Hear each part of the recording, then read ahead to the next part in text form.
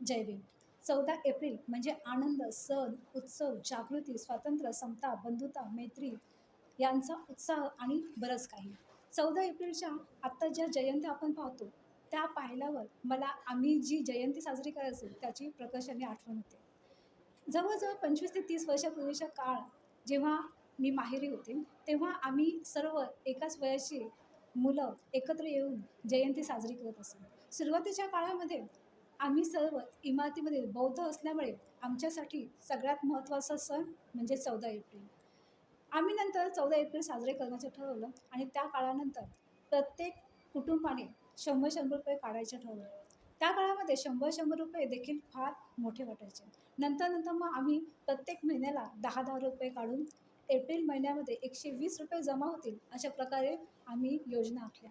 आम्ही जेव्हा उत्सव साजरा करायचा जयंतीचा, तेव्हा प्रत्येक विद्यार्थी असो, त्याचे आईवडील असो किंवा पुरुष असो किंवा स्त्री असो, यांचा विकास कसा होईल याच्याकडे आम्ही लक्ष दिलं. म्हणजे सर्वांगीण विकास कसा होईल हे आम्ही मोठ्यांच्या सहकार्याने ठरवलं होतं.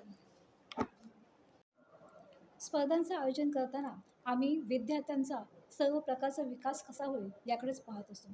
त्याचप्रमाणे 10वी 12वीचे जे विद्यार्थी असतात त्यांना परीक्षेची मार्कशीट बघून त्यांना पुरस्कार दिला जात असे. 3 दिवसाचा कार्यक्रम असायचा. त्या 3 दिवसामध्ये इमारतीला अगदी लायटिंगने सजवलं जायचं आणि प्रत्येक घराघरामध्ये कार्यक्रमाची रूपरेषा सांगितली जायची. कोणती स्पर्धा आहे, स्पर्धकांचे नाव काय, हे जर प्रत्येक ठिकाणी जाऊन आम्ही नावं गोळा करत असतो. त्याच्यामुळे आमच्यामध्ये मैत्रीचा बंध होता तो अतूट निर्माण होत असेल. स्पर्धा या निकृष्ट दर्जाच्या नसून सुदृढ कशा होतील याकडे जे आम्ही लक्ष देत असतो. तसंच आम्हाला बक्षीस मिळालं पाहिजे यासाठी प्रत्येकजण प्रयत्न करत होते. पण जर मिळालं नाही तर पुढच्या वेळेस ते आपल्याला कसं मिळेल याच्याकडे आम्ही सगळे बारकाईने लक्ष देत असतो. त्याचप्रमाणे जो कार्यक्रम होत असेल त्याच्यामध्ये काही चुका झाल्यात का याच्याकडे आम्ही सभा घेऊन, मीटिंग घेऊन, एकत्र बसून काय काय चुका झाल्यात त्याच्याकडे लक्ष दिलं जात असेल आणि त्या चुका पुन्हा होणार नाही. त्याचप्रमाणे जी जयंती आत्ता साजरी केली त्यापेक्षा चांगली कशाप्रकारे साजरी केली जाईल याकडे आम्ही लक्ष देत असतो. तसं जी वर्गणी गोळा केली जात असेल त्याचा अतिशय हिशोब ठेवून आम्ही ती पत्रकं प्रत्येक माळ्यावर चिटकवत असतो. तेव्हा वेगवेगळ्या प्रकारचे झेरॉक्स मशीन वगैरे नव्हते. मग आम्ही हाताने लिहून काढत असतो आणि अशा प्रकारे आम्ही जी जयंती साजरी करत असतो तो उत्साह तो स्मरणामध्ये कायमचा राहिलेला आहे.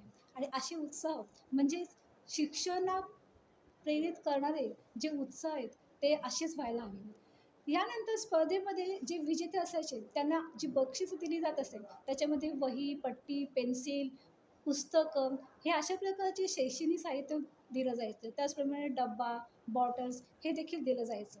ज्याच्यामुळे जी वस्तू होतं, ज्या बक्षिसं होते त्या आत्ता जरी आपल्याला अतिशय कमी दर्जाचे वाटत असले पण त्या काळामध्ये ते आम्हाला खूप अप्रूप वाटत होतं. आणि ज्या स्पर्धा होत्या त्या अतिशय चांगल्या प्रकारे आम्ही आमच्यामध्ये निर्माण करत होतो आणि जेणेकरून समोरचा पुढे कसा जाईल याकडेच आम्ही लक्ष देत असतो.